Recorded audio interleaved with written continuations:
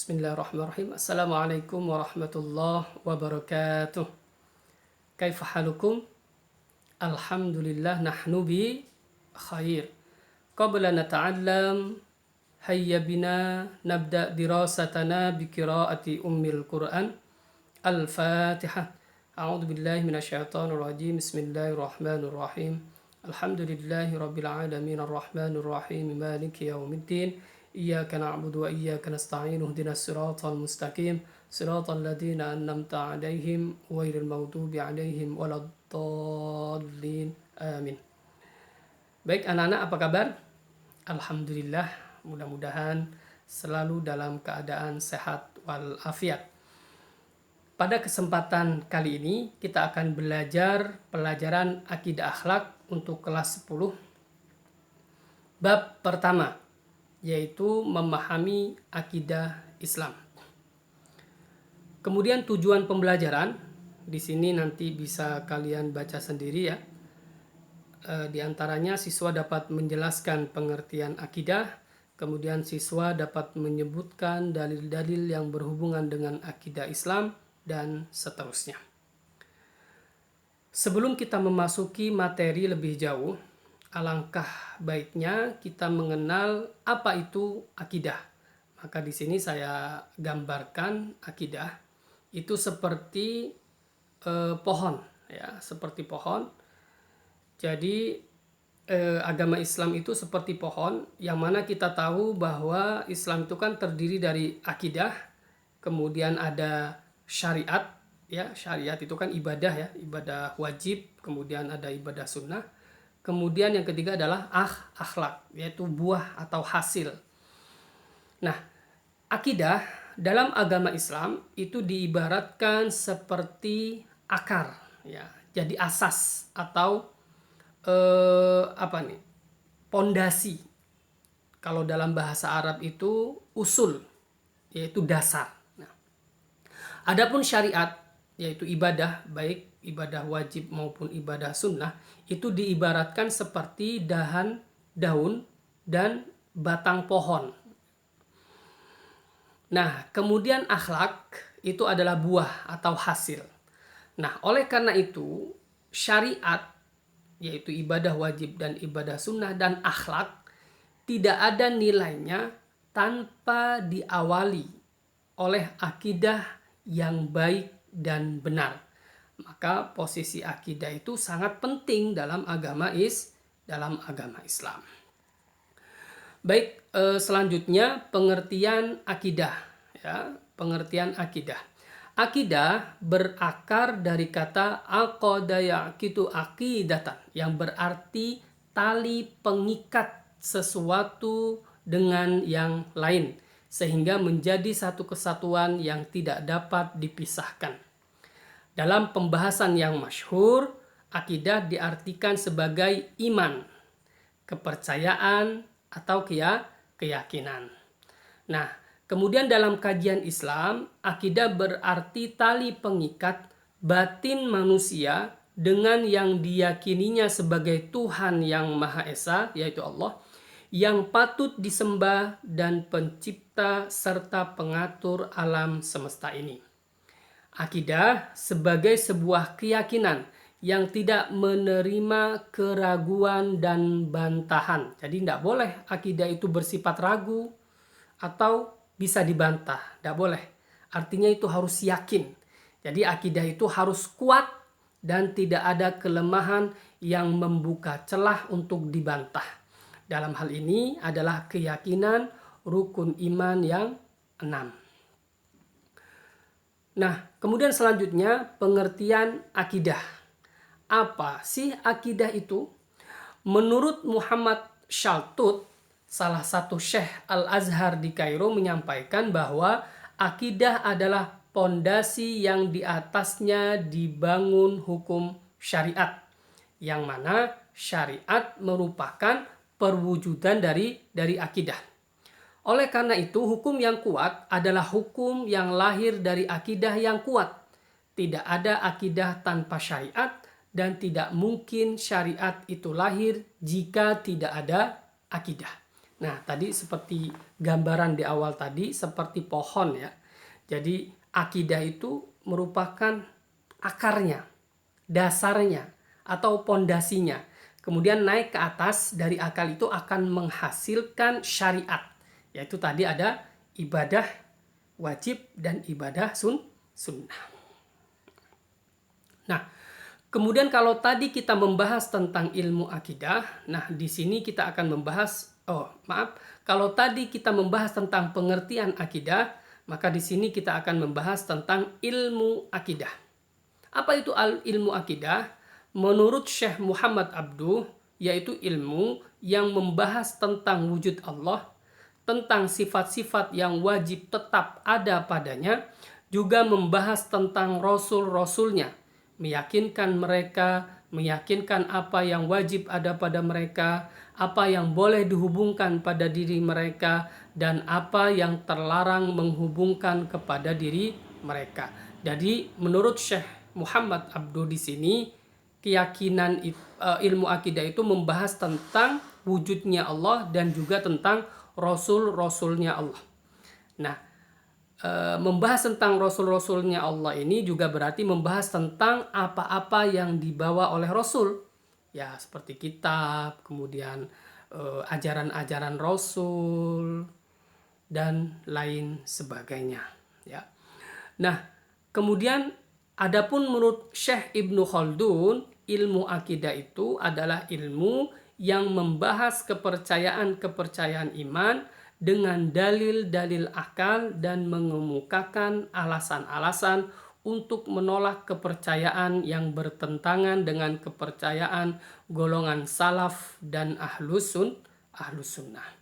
Jadi dapat disimpulkan dari pengertian ilmu akidah tadi yang disampaikan oleh Syekh Muhammad Abduh dan juga Syekh Ibnu Khaldun, bahwa dapat disimpulkan yang disebut dengan ilmu akidah adalah ilmu yang membicarakan segala hal yang berhubungan dengan rukun iman dalam Islam dengan dalil-dalil dan bukti yang meyakinkan.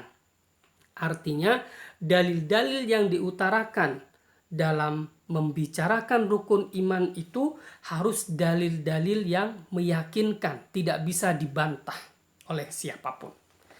Nah, maka kita tahu bahwa sumber hukum Islam itu kan ada 4 ya. Ada Al-Quran, kemudian ada hadis, kemudian ada ijma, kemudian ada qiyas. Nah, akan tetapi sumber hukum Islam dalam hal akidah, sekali lagi, dalam hal akidah, itu yang digunakan hanya 2. Ya, hanya 2. Kenapa? Karena harus menggunakan dalil yang qat'i, dalil yang meyakinkan, dalil yang kuat.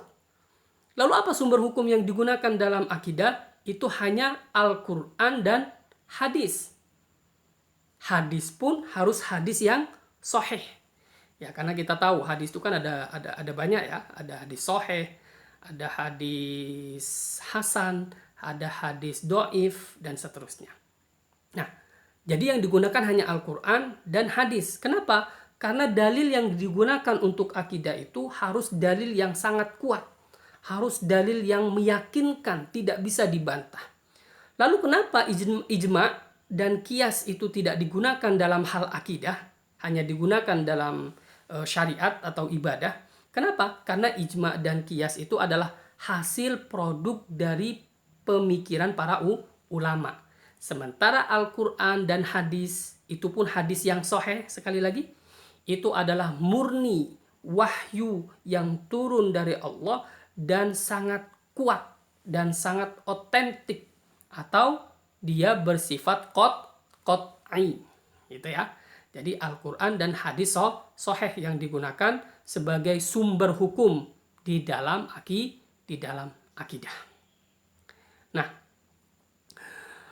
kemudian yang terkait dengan rukun iman tersebut sudah disebutkan dalam Al-Quran, ya, di dalam surat Al-Baqarah ayat 285 yang berbunyi, A'udzubillahi minasyaitonirrajim, Bismillahirrahmanirrahim, Amanar rasulu bima unzila ilaihi mir rabbihi wal mu'minun kullun amana billahi wa malaikatihi wa kutubihi wa rusulih la nufarriqu baina ahadim mir rusulih wa qalu sami'na wa ata'na ghufranaka rabbana wa ilaikal masir. Kemudian di dalam suatu hadis Nabi Shallallahu Alaihi Wasallam juga menjawab pertanyaan malaikat Jibril berkenaan dengan iman. Rasul menjawab apa? Antu'mina billahi wa malaikatihi wa rusulihi wal yaumil akhiri wa tu'mina bil qadari khairihi wa syarrihi. Jadi iman itu adalah kamu beriman kepada Allah, kepada malaikatnya Allah, kepada para rasulnya Allah, kemudian beriman kepada hari akhir, dan juga beriman terhadap qadarnya Allah atau ketentuan Allah, baik yang baik maupun yang buruk, ya. Nah, jadi rukun iman sekali lagi di sini ada 6 ya. Yang pertama iman kepada Allah, iman kepada para malaikat, kemudian iman kepada kitab-kitab Allah, iman kepada para rasulnya Allah, hari akhir, dan juga iman kepada qada dan qadar. Nah, di sini malaikat ada berapa yang wajib kita ketahui? Ada 10 ya. Ada malaikat Jibril, Mikail, Israfil, dan seterusnya. Kemudian kitab-kitab Allah, di situ ada berapa yang wajib kita imani? Ada 4 ya. Ada kitab Taurat, Zabur, dan seterusnya. Kemudian rasul-rasul juga yang wajib kita ketahui, yang wajib ya. Itu ada 25 dari Adam, Idris, Nuh, dan seterusnya. Nah, baik, untuk selanjutnya argumentasi dalam akidah atau dalil. Apa yang disebut dengan argumentasi atau dalil? Dalil adalah argumentasi yang kuat dan benar. Nah, tadi kan sudah dijelaskan bahwa dalam hal akidah itu argumentasi atau dalilnya itu harus benar-benar kuat, ya. Maka di sini argumentasi dalam hal akidah itu ada 2. Yang pertama adalah dalil akli. Yang kedua adalah dalil nakli, ya. Dalil akli, apa itu dengan yang disebut dengan dalil akli? Akli itu kan akal ya. Maka didasarkan pada penalaran akal yang sehat. Maka kita sebagai manusia itu tidak bisa hanya percaya saja. Oh, Allah itu ada. Enggak. Tapi harus dibuktikan dengan dalil yang kuat. Nah, salah satu dalilnya itu adalah akal. Maka sebetulnya bisa kita cari dalilnya dengan akal kita. Contohnya ya, Allah itu ada. Bagaimana Allah itu ada? Kita buat dalilnya secara akal. Segala sesuatu itu tidak mungkin dia langsung tercipta dengan dirinya sendiri. Gak mungkin. Segala sesuatu itu harus ada yang menciptakan. Ya. Kipas angin, otomatis ada yang menciptakan. Ya kan? Pena, ada pabrik pena. Ada yang menciptakan. Itu kan secara akal. Karena tidak mungkin sesuatu itu tiba-tiba muncul. Tidak mungkin. Gitu. Nah, maka dapat disimpulkan bahwa segala sesuatu yang ada di bumi ini, yang ada di alam semesta ini, langit, bintang, matahari, bulan, itu tidak mungkin muncul sendiri secara akal. Maka harus ada yang menciptakan. Siapa yang menciptakan? Ya itulah Allah. Ya, itulah Allah, Tuhan kita. Itu dalil secara akal. Atau contoh lagi, kita tahu bahwa Allah itu esa, satu, tidak ada sekutu, la syarikalah, gitu kan? Apa dalilnya secara akal yang dapat kita ambil? Dalilnya salah satunya adalah tidak mungkin Tuhan itu ada 2. Kenapa ada 2? Kenapa tidak mungkin ada 2? Karena kalau seandainya Tuhan itu ada 2, maka pasti akan ada bentrok kepentingan, ya kan? Maka akan hancur dunia ini, hancur alam semesta ini. Ya, maka pencipta itu hanya 1, tidak mungkin ada 2. Oleh karena itu kita yakin bahwa Tuhan atau Allah itu hanya 1, ya. Nah, itu dalil akli. atau pembuktian akidah tadi secara akal. Nah, kemudian dalil nakli, apa itu dalil nakli? Dalil nakli itu adalah dalil atau argumentasi yang didasarkan pada Al-Quran dan Sunnah atau hadis. Ingat, hadis yang digunakan tadi adalah hadis soheh, karena tidak menerima sesuatu yang meragukan di dalam akidah. Nah, contohnya apa dalil nakli di sini? Tadi kita bahas tentang bahwasanya semua makhluk hidup atau alam ini pasti ada yang menciptakan, yaitu Allah. Ya banyak di dalam ayat Al-Quran ya. Wallahu khaliqu kulla syai'. Dialah Allah yang menciptakan segala sesuatu. Kemudian tadi kita contohkan Allah itu esa atau satu, tunggal, tidak ada duanya. Maka apa dalil naklinya yang bersumber pada Al-Quran dan Sunnahnya tadi? Contohnya surat Al-Ikhlas ya. Qul huwallahu ahad, Allahus somad. Katakanlah, huwallah, dialah Allah, ahad, yang satu. Nah, itu secara dalil nakli. Jadi argumentasi di dalam akidah itu bisa menggunakan dalil akli, karena kita diberikan akal oleh Allah, dan juga bisa menggunakan dalil nakli. Ya. Nah, kemudian kenapa sih kita tidak hanya menggunakan dalil akli saja? Ya, kan ada dua ya, ada dalil akli, ada dalil nakli. Kenapa? Karena akal itu terbatas. Manusia tidak memiliki kemampuan menyelidiki yang gaib. Untuk mengetahui yang gaib itu, kita harus puas dengan wahyu Allah. Wahyu itulah yang disebut dengan dalil nakli tadi. Artinya apa? Cukup diyakini kebenarannya tanpa harus membuktikan dengan akal.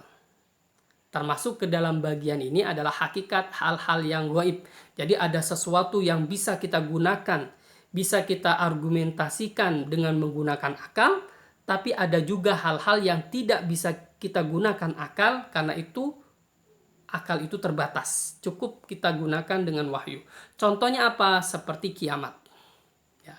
Alam barzakh, alam mahsyar, surga, neraka, malaikat, dan lain sebagainya. Tidak mampu. Kita tidak akan bisa mengetahui secara akalnya. Ya, maka kita cukup puas dengan menggunakan dalil nakli tadi. Nah, kemudian tujuan akidah Islam. Ya. Tujuannya apa? Untuk mengikhlaskan niat dan ibadah hanya kepada Allah. Tidak ada sekutu baginya. Kemudian yang kedua, membebaskan akal dan pikiran dari kegelisahan yang timbul dari lemahnya akidah. Karena otomatis ketika akidah seseorang itu kuat, maka dia tidak akan gelisah menghadapi hidup, gitu kan? Kemudian selanjutnya apa? Ketenangan jiwa dan pikiran tidak cemas, tegar menghadapi segala persoalan dan sabar dalam menyikapi berbagai cobaan. Karena ketika seseorang itu memiliki iman, memiliki akidah yang kuat, maka jiwanya akan tenang. Ketika dia dicoba, dia akan yakin, oh ini dari Allah. Dan Allah itu maha adil. Dan semuanya itu sudah ada dalam ketentuan Allah. Dia akan merasa tenang. Kemudian selanjutnya tujuannya meluruskan tujuan dan perbuatan yang menyimpang dalam beribadah kepada Allah serta berhubungan dengan orang lain berdasarkan ajaran Al-Quran dan tuntunan Rasulullah. Nah, kemudian tujuan selanjutnya bersungguh-sungguh dalam segala sesuatu dengan tidak menghilangkan kesempatan yang baik untuk beramal baik. Sebab setiap amal baik pasti ada balasannya, begitu juga sebaliknya. Nah, otomatis bagi mereka yang memiliki akidah yang kuat, dia tidak akan sembarangan dalam melakukan sesuatu. Kenapa? Karena dia yakin nanti ada hari akhir. Nanti ada surga, ada neraka. Otomatis nanti ketika saya berbuat jelek, pasti akan dibalas jelek atau diikop, disiksa oleh Allah.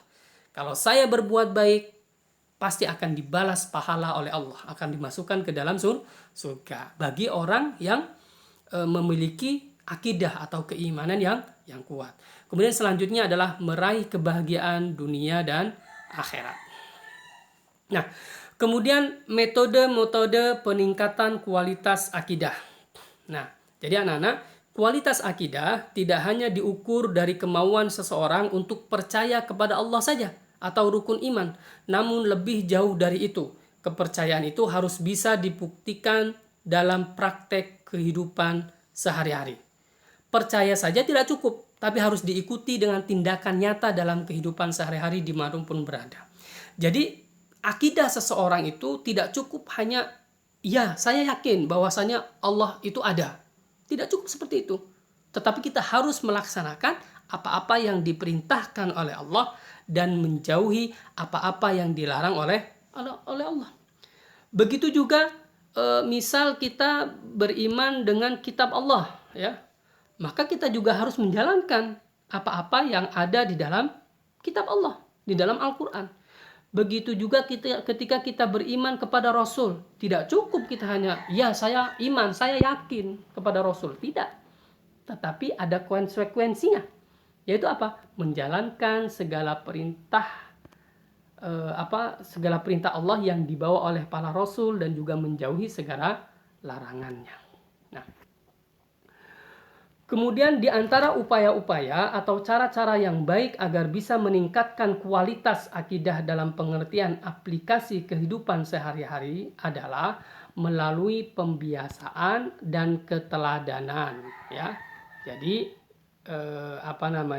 akidah atau praktek ibadah sehari-hari itu bisa dimulai dalam pembiasaan dan keteladanan, yaitu dimulai dari keluarga. Maka peran orang tua itu sangat penting, ya. Ketika orang tua itu taat beribadah, itu menandakan akidahnya kuat. Maka otomatis ketika di dalam keluarga itu sudah terbiasa, sudah ada keteladanan, maka seorang anak itu akan mengikuti, sehingga kualitas akidah seorang anak itu akan semakin meningkat. Kemudian yang kedua, melalui pendidikan dan pengajaran, ya, yaitu dapat dilaksanakan baik dalam keluarga, masyarakat, atau lembaga pendidikan formal seperti sekarang ini, ya. Kita belajar tentang akidah. Jadi peningkatan akidah tadi ada dua, ada pembiasaan dan keteladanan yang nanti akan dicontoh oleh seorang anak, dan juga melalui pendidikan dan pengajaran. Nah, kemudian yang terakhir anak-anak, prinsip-prinsip akidah Islam, ya. Yang pertama, pengakuan dan keyakinan bahwa Allah Subhanahu wa taala adalah esa, adalah satu, ya. Beriman kepada Allah dan hanya menyembah kepada Allah dan tidak menyekutukan Allah. Kemudian yang kedua, pengakuan bahwa para nabi telah diangkat dengan sebenarnya oleh Allah untuk menuntun umatnya. Konsekuensinya mengimani dan menjalankan apa yang dibawa oleh para nabi. Kemudian yang ketiga, kepercayaan akan adanya hari kebangkitan. Ya. Dunia bukan kehidupan akhir, akan ada hari pembalasan, sehingga perbuatan di dunia harus dikontrol. Karena apa? Karena semua perbuatan kita di dunia itu akan dimintai pertanggungjawaban oleh Allah. Kemudian keyakinan bahwa Allah Maha Adil. Siapa yang berbuat baik akan dibalas baik, begitu juga sebaliknya. Ya, itulah anak-anakku sekalian, pembelajaran kita pada kali ini mudah-mudahan dapat diamalkan dalam kehidupan sehari-hari, dan mudah-mudahan akidah kita akan semakin meningkat dengan mengimani segala-segala yang diperintahkan oleh Allah, dengan menjalankan semua syariat yang diperintahkan oleh Allah. Sekian dari saya, mohon maaf apabila ada kekurangan. Wabillahi taufik wal hidayah. Wassalamualaikum warahmatullahi wabarakatuh.